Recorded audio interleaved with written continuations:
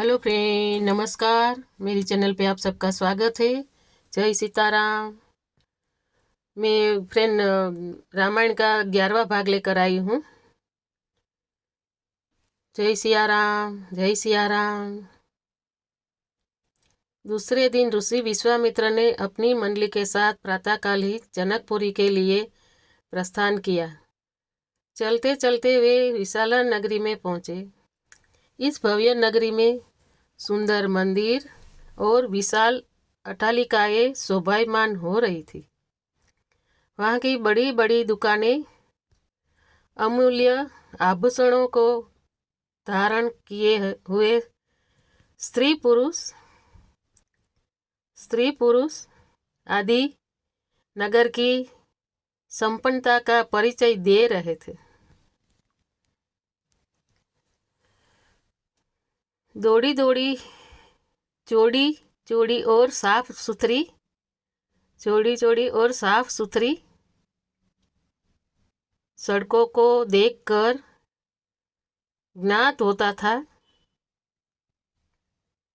होता था कि नगर के रखरखाव और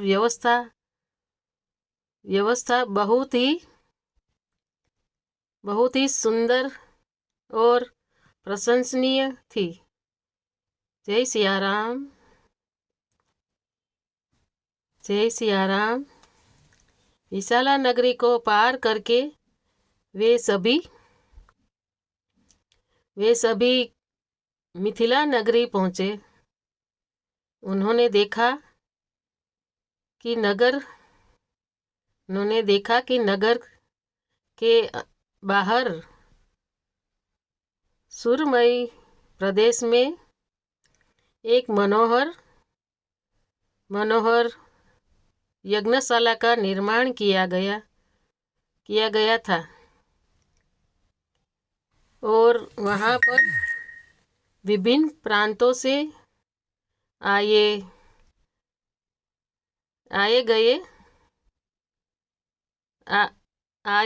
हुए वेद पाठी ब्राह्मण मधुर ध्वनि में वेद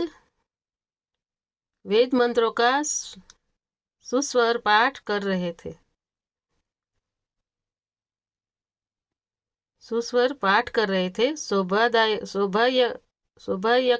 शोभायुक्त यज्ञ मंडप अत्यंत आकर्षक था, जिसे देखकर राम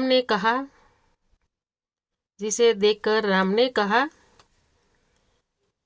हे गुरुदेव, इस यज्ञशाला की छटा मेरे मन को मोह रही है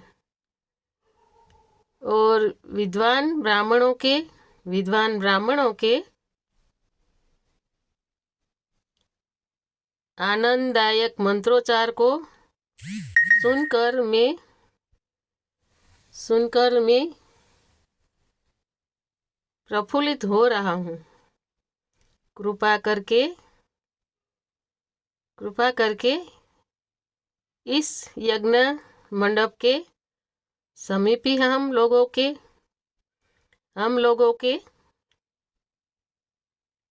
ठहरने की व्यवस्था करें,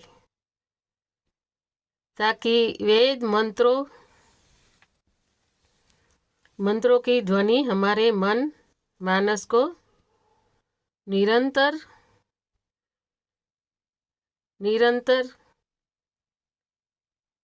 पवित्र करती रहे। जय सिया राम, जय सिया राम, जय सिया राम, जय सिया राम। जब राजा जनक को सूचना मिली कि ऋषि विश्वामित्र अपनी शिष्यों तथा अन्य ऋषि मुनियों के साथ जनकपुरी में पधारे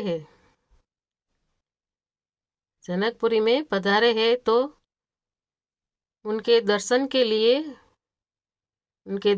लिए वे राजपुरोहित सतानंद को लेकर यज्ञशाला पहुँचे। पाद्य अधर्य आदि से विश्वामित्र जी का पूजन करके राजा जनक बोले। राजा जनक बोले, हे महर्षि, आपने यहाँ पधार कर दर्शन देकर हम लोगों को कृतार्थ कर दिया है। आपकी चरण धूलि से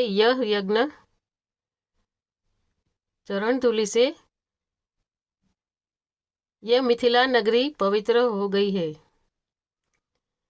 जय सिया राम, जय सिया राम, जय सीताराम। फिर राम और लक्ष्मण की ओर देखकर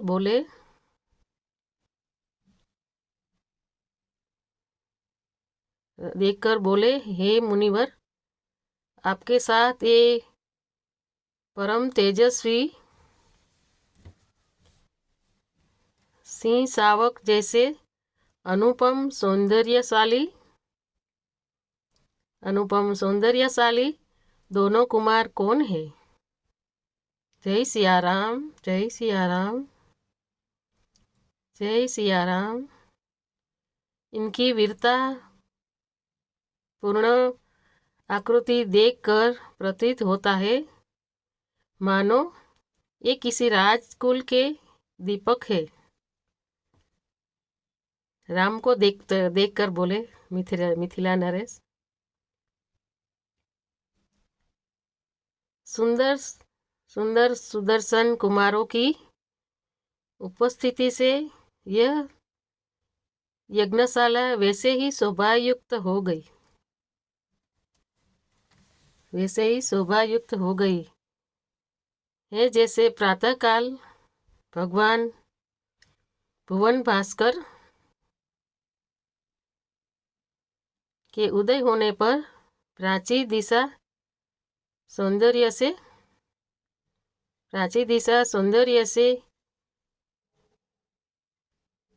परिपूर्ण हो जाती है। कृपा करके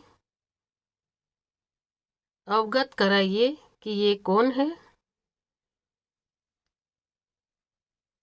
कहाँ से आए हैं, इसके पिता और कुल का नाम क्या है। जय सिया राम, जय सिया राम, जय सीताराम, जय सीताराम। इस पर ऋषि विश्वामित्र ने राजा जनक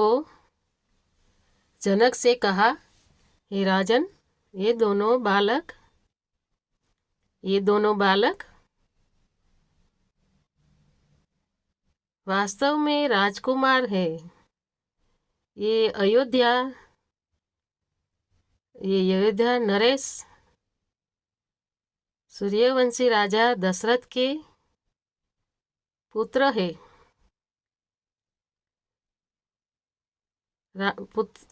दशरथ के पुत्र रामचंद्र और लक्ष्मण है। ये दोनों बड़े वीर और पराक्रमी है। इन्होंने सुबाहु, ताड़का आदि के साथ घोर युद्ध करके उसका नाश किया है। मारीच जैसे महाबली राक्षस को तो राम ने जय सिया राम, जय सीताराम, एक ही बाण से 100 योजन दूर समुद्र में फेंक दिया। अपने यज्ञ की रक्षा के लिए इन्हें अयोध्यापति राजा दशरथ से मांग कर लाया था। मैंने इन्हें नाना प्रकार के अस्त्र शस्त्रों की शिक्षा प्रदान की है। जय सिया राम, जय सिया राम। इनके प्रयत्नों से मेरा यज्ञ निर्विघ्न तथा सफलतापूर्वक संपन्न हो गया।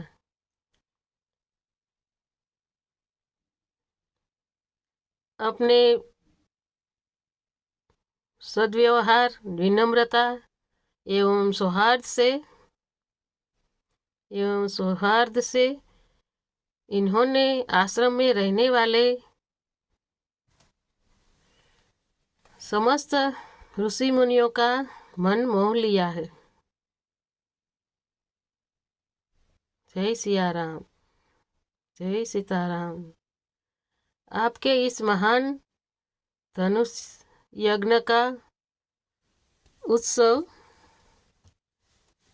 दिखाने के लिए मैं इन्हें यहाँ लाया हूँ।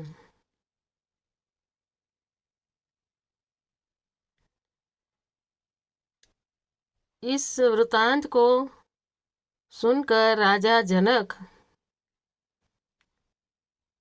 बहुत प्रसन्न हुए और उन्हें सब के ठहरने के लिए